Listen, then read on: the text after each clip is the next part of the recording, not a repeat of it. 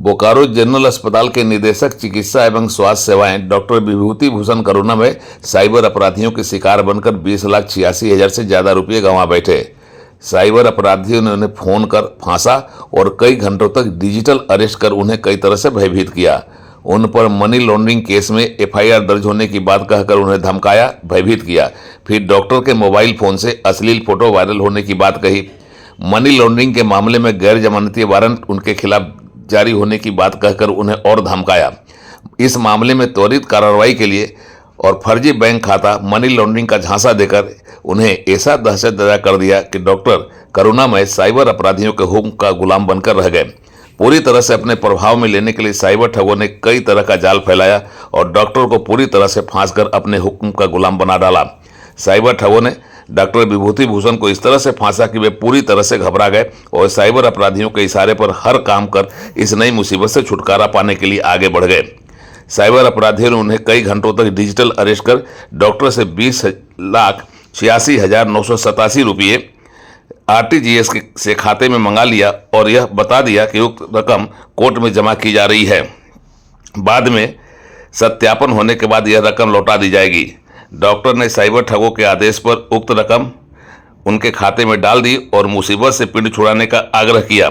बाद में डॉक्टर को जब साइबर अपराधियों से मुक्ति मिली तो उनकी समझ में आ गया कि वे अपनी गाढ़ी कमाई साइबर ठगों को सौंप चुके हैं।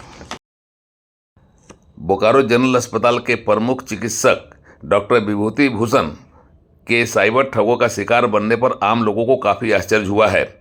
अभी हर टेलीफोन कॉल पर टेलीफोन ऑपरेटर डायल टोन के पहले साइबर अपराधियों की चाल से सचेत कर रहे हैं और विषम परिस्थितियों में विशिष्ट हेल्पलाइन नंबर देकर संपर्क करने की सलाह दे रहे हैं। लेकिन इसके बाद भी लोग साइबर अपराधियों के मामले में पड़कर अपनी गाढ़ी कमाई गंवा रहे हैं और स्वेच्छा से उनके खाते में डालकर साइबर अपराधियों के हुक्म का गुलाम बन जा रहे हैं।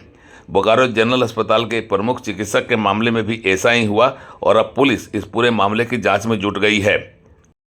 ये वीजीएच के डॉक्टर साहब हैं, डॉक्टर विभूति भूषण, उनके द्वारा एक टंकित आवेदन दिया गया है कि उनके साथ जो है डिजिटल अरेस्ट कर करके उनके साथ फ्रॉड किया गया है और उनको उनके मोबाइल, उनके सिम, इसका गलत इस्तेमाल किया जा रहा है। इस संबंध में बहुत सारा उनको बताया गया उनको कि मनी लॉन्ड्रिंग से संबंधित मामला आपके मोबाइल से हो रहा है, इस तरीके से हो रहा है और विभिन्न प्रकार का असंवैधानिक गतिविधि चल रही है, जिससे उनको फिर डिजिटल अरेस्ट जो किया गया करने के उपरांत फिर उन्हीं का बैंक ले जा करके आरटीजीएस कराया गया है कि आपका मामला का निष्पादन कर दिया जाएगा और वो अपने तरफ अपने वरीय पदाधिकारी से बात कर लिए हैं और उनको उसी तरह का सब वार्तालाप कराया गया विभिन्न पदाधिकारी से, जो कि फ्रॉड लोग हैं, जो उस तरीके का सब गेटअप वगैरह बना के रखते हैं और उनसे जो है 20,85,87 हज़ार रुपये का जो है वो आरटीजीएस करवा लिया है और 3 दिन में बोला था कि लौट जाएगा पैसा आपका,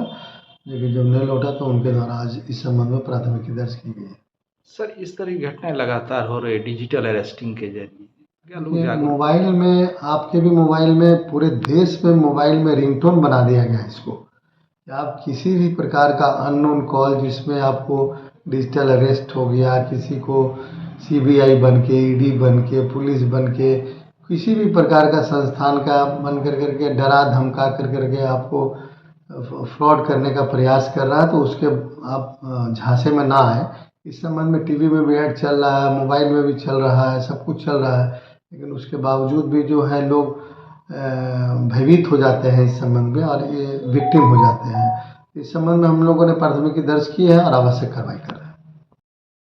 सिम बंद होने, बिजली कटने, केवाईसी अपडेट करने या सगे संबंधियों के बीमार या गिरफ्तार होने के फोन कॉल्स आते हैं तो कोई जल्दबाजी ना दिखाएं। ये कॉलर साइबर अपराधी हो सकते हैं। इनकी रिपोर्ट राष्ट्रीय साइबर हेल्पलाइन नंबर।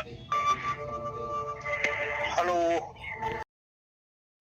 देश भर के हर टेलीफोन सेवा प्रदाताओं ने कॉलर ट्यून बनाकर आम लोगों को साइबर अपराधियों से सचेत करने का प्रयास शुरू किया है और लगातार हर कॉल पर इस तरह की सूचना प्रसारित हो रही है कि आप साइबर अपराधियों से बचें और उनके झांसे में नहीं आएं। बावजूद इसके लोग किस तरीके से उसके झांसे में आ रहे हैं, इसका उदाहरण है डॉक्टर करुणामय, जो बोकारो जनरल अस्पताल के मुख्य चिकित्सा पदाधिकारी हैं। डायरेक्टर हेल्थ सर्विसेज हैं। जब ऐसे लोग आ रहे हैं साइबर अपराधियों के झांसे में और सबक नहीं ले पा रहे हैं तो आम लोगों का क्या होगा? ये एक विचारणीय प्रश्न है और आम लोगों से ये उम्मीद की जाती है कि वे साइबर अपराधियों के झांसे में आने से बचें और किसी भी तरह की सूचना अगर उन्हें मिल रही है तो वे हेल्पलाइन से संपर्क करके समस्या का समाधान करें। उड़ान लाइव ब्यूरो के लिए साइबर थाना से विशेष रिपोर्ट।